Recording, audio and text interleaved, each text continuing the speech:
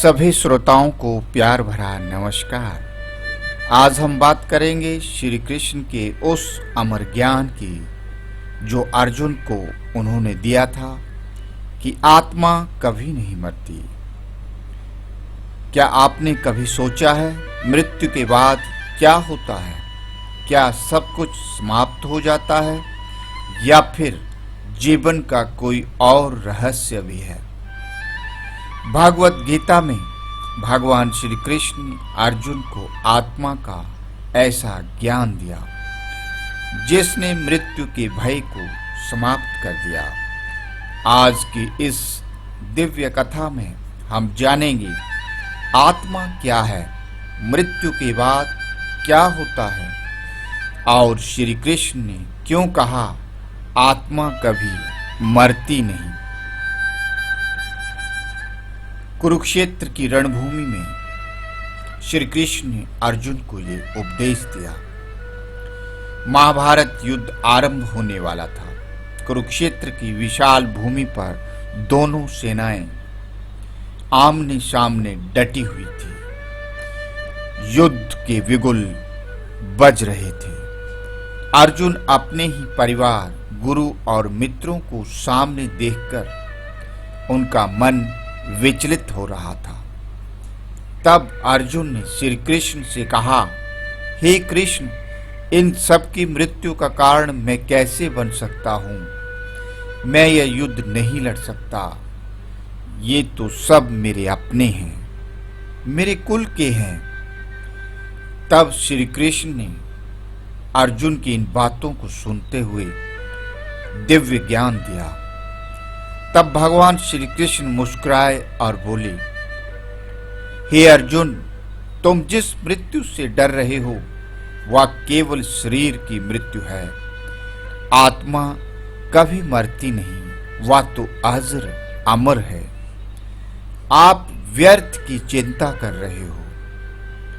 और फिर उन्होंने कहा, ना जाए ते मृत्या वाक कदाचित।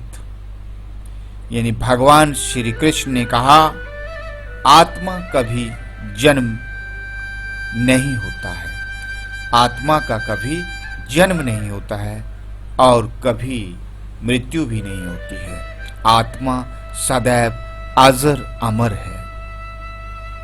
और ये आत्मा क्या है? आत्मा ईश्वर का ही अंश है। उसे न आग जला सकती है, ना पानी भिगो सकता है, ना हवा सुखा सकती है।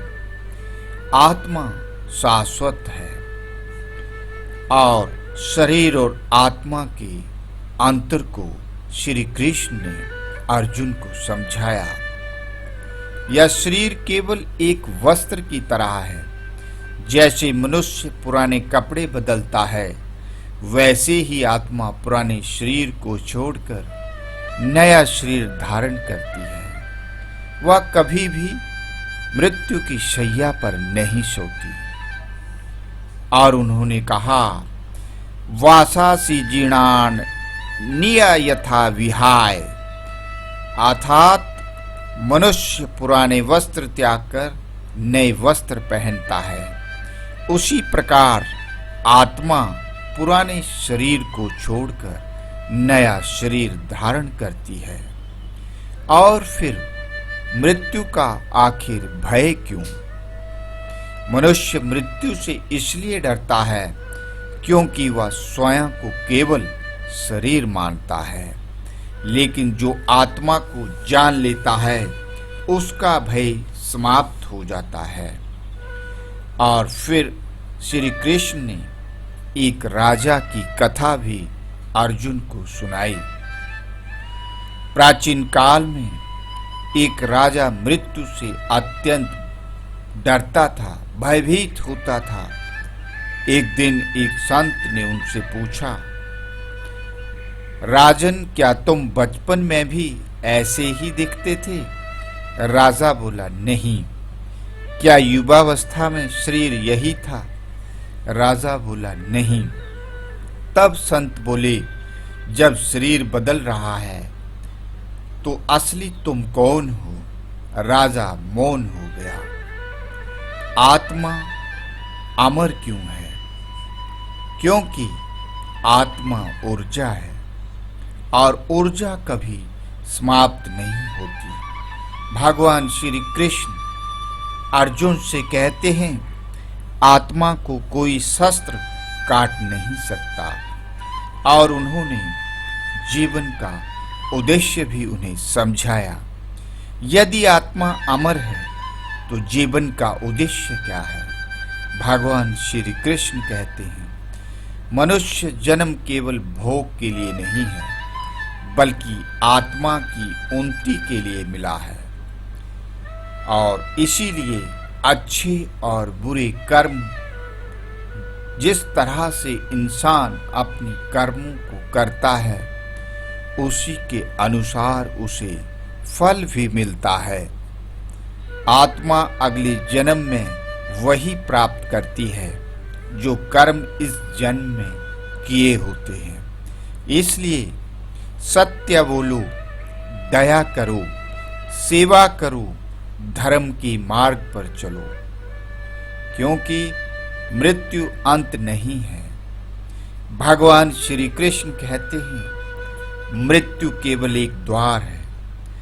आत्मा एक यात्रा से दूसरी यात्रा में प्रवेश करती है, और फिर शोक क्यों नहीं करना चाहिए?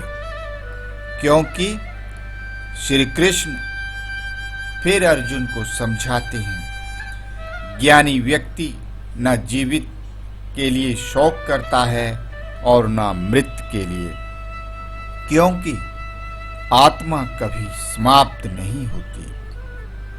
और आज के जीवन के लिए भी उन्होंने अर्जुन को संदेश दिया। आज लोग छोटी छोटी बातों से टूट जाते हैं, लेकिन यदि आत्मा का ज्ञान समझ आ जाए तो जीवन बदल सकता है। फिर मनुष्य आखिर डरता नहीं, टूटता नहीं और ना ही निराश होता है। और इस तरह से भक्ति का महत्व उन्होंने अर्जुन को समझाया। भगवान श्री कृष्ण कहते हैं, जो मनुष्य मुझे सच्चे मन से याद करता है, उसे मृत्यु का भय नहीं सताता। वह अजर अमर है। अर्जुन का हृदय परिवर्तन होता है। आत्मा का ज्ञान सुनकर अर्जुन का भय समाप्त हो जाता है। उन्होंने समझ लिया, शरीर नश्वर है, लेकिन आत्मा अमर है। और इसी तरह भगवान श्री कृष्ण अर्जुन को संदेश देते हैं, उपदेश देते हैं। जब भी जीवन में किसी अपने को खोने का दुख मिले तो श्री कृष्ण के इन शब्दों को याद करना, क्योंकि आत्मा कभी नहीं मरती। यह शरीर मिट जाता है, लेकिन आत्मा सदैव जीवित रहती है।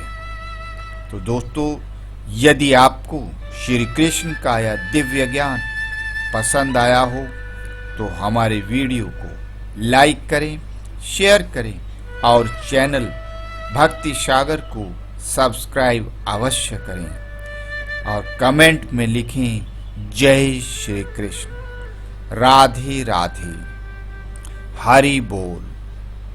तो फिर मिलेंगे एक नए श्री कृष्ण के उपदेश के साथ। तब तक के लिए नमस्कार।